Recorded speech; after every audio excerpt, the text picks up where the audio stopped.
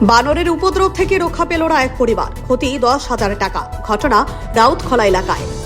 জানা যায়, বিশালগড় রাউতখোলা এলাকার বাসিন্দা শিখারানী সাহা বাড়িতে এসে দেখতে পান ওনার ঘরে বানর প্রবেশ করে ঘরে সমস্ত জিনিসপত্র লন্ড ভন্ড এবং ভাঙচুর করে দিয়েছে। তিনি জানান, বন দপ্তরের চূড়ান্ত গাফিলতির ফলে বানরের উপদ্রব বৃদ্ধি পাচ্ছে, যার হাত থেকে বাদ চায়নি সাধারণ মানুষও।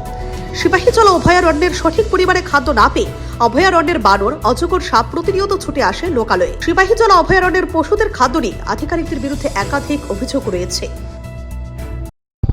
ঘটনাটা আমরা কেউ ঘরে ছিলাম না, বানর এসে ঘরের মধ্যে এই অত্যাচার করছে।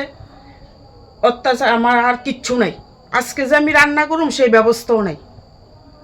বানরের অত্যাচারে আমরা অতৃষ্ট আছি।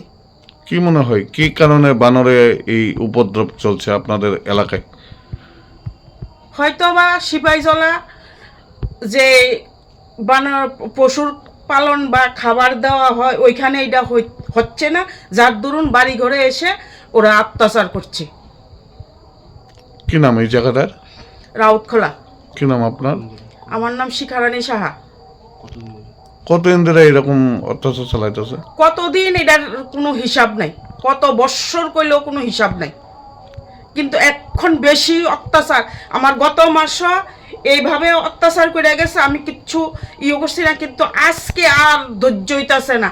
এইভাবে আমরা অনেক কষ্টের টাকা। বন দপ্তর কোনো আধিকারিক আইসে আপনার বাড়িতে? না, কেউ আসেনি এখনো। কত টাকা মতো ক্ষতি হইব আপনার? প্রায় 10,000 টাকা।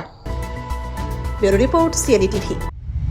CNE TV, channel for news and entertainment.